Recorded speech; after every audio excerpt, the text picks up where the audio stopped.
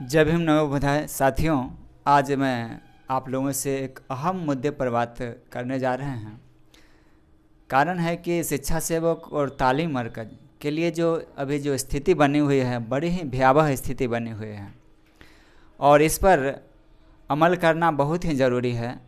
हाँ, उस पर बात यह है कि सिर्फ शिक्षा सेवक और तालीमी मरकज़, ये हम लोग जो लगातार जो पिछड़ते जा रहे हैं, इसका मुख्य कारण क्या है, इस पर हमको ही नहीं आप लोगों को भी विचार करने की आवश्यकता है।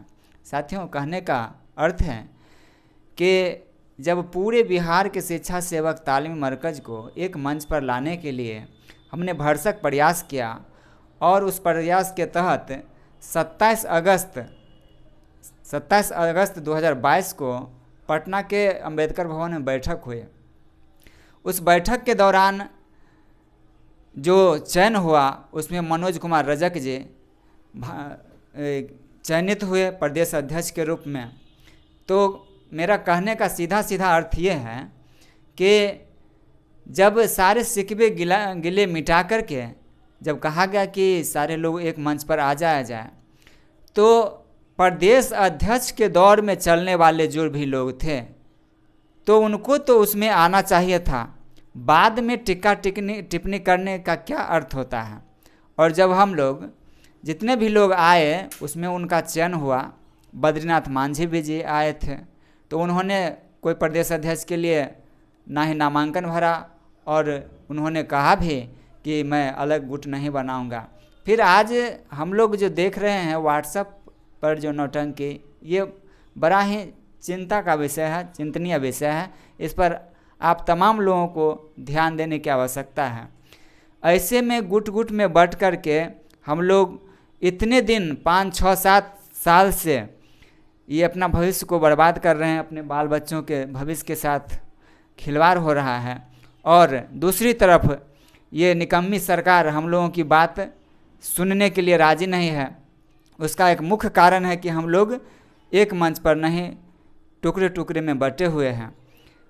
हाँ, कुछ लोगों का ये भी कहना है कि क्या है कि संगठन बनाने के लिए लोग स्वतंत्र हैं तो हम लोग संख्या कितने हैं ये भी तो देखना होगा ना।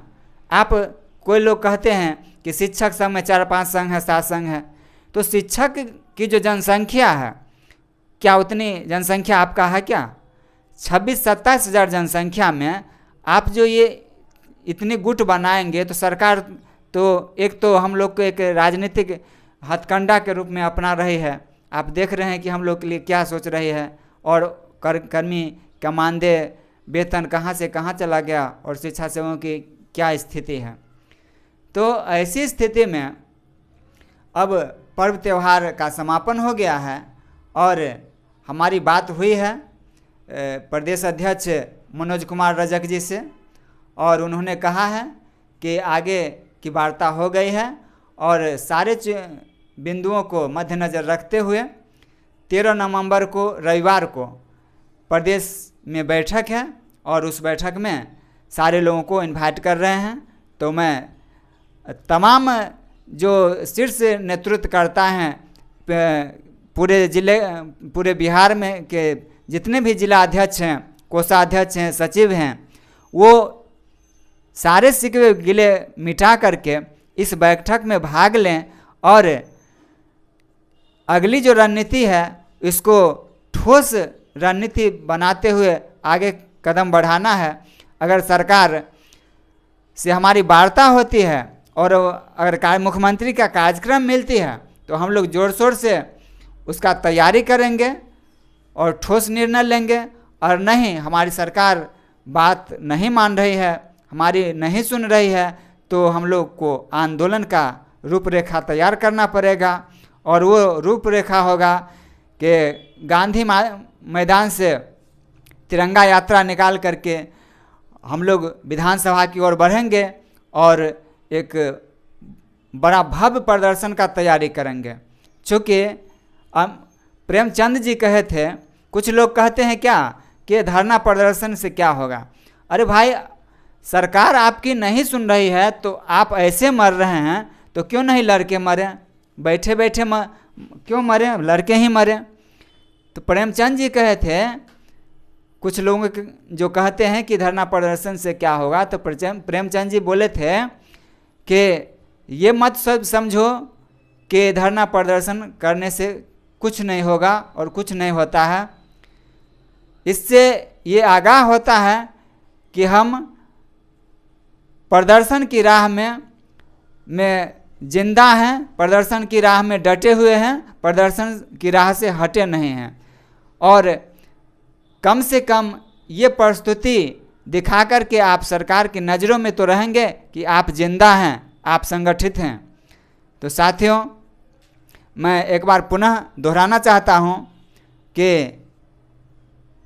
13 नवंबर रविवार को बैठक है, इसमें सभी लोग जुटें और अगली रणनीति पर विचार करें और तन मन धन से अपने प्रदेश संगठन को मजबूत करते हुए और सरकार से अपनी मांग को रखा जाए।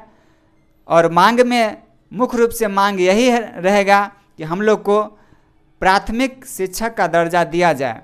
जो ही प्राथमिक शिक्षक का दर्जा मिल जाती है तो हम लोगों का सारी समस्या का समाधान हो जाएगा।